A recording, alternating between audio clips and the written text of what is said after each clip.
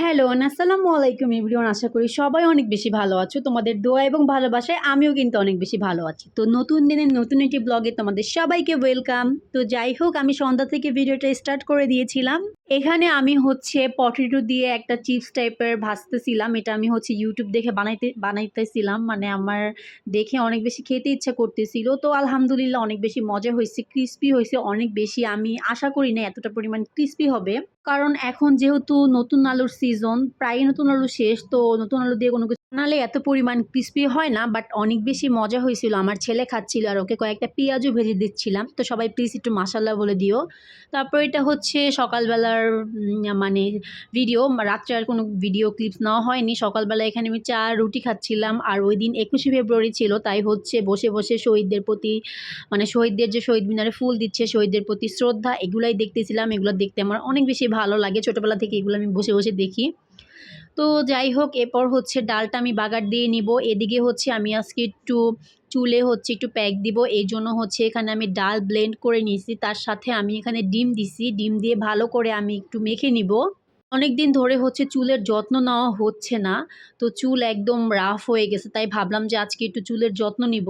তারপরে এখানে হচ্ছে আমি একটু মোরগ পোলাও রান্না করব। এর জন্য হচ্ছে পেঁয়াজটা ভালো করে কষায়া দেন হচ্ছে এখানে আমি চিকেনগুলা ভেজে রাখছি, তো এগুলা দিয়ে দিব। কিন্তু ভালো করে হচ্ছে আগে কষায় নিতে হবে। কারণ মোরগ পোলাও যত বেশি কষানো হয়, শুধু মোরগ পোলাও না, যেকোনো তরকারি যত বেশি কষানো হবে অত পরিমাণে মজা হবে।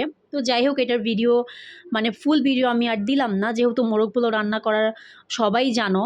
তো এই জন্য আমি পুরো ভিডিও আর মানে ক্যাপচার করি নাই, জাস্ট কিছু কিছু পার্ট ক্যাপচার করছি।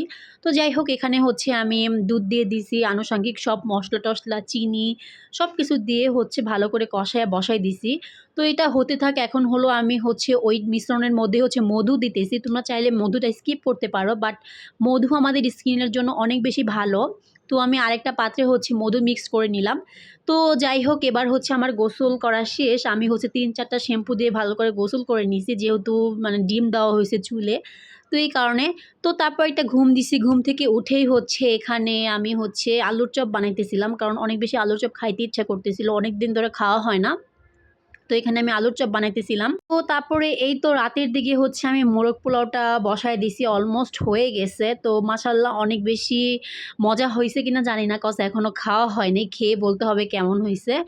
তো এই তো অলমোস্ট হয়ে গেছে, আমি এখন ঢেকে দিব। আর এদিকে হচ্ছে আমি আমার ছেলের জন্য যে স্যুপটা রান্না করছিলাম সেটা একটু গরম করে নিয়েছিলাম।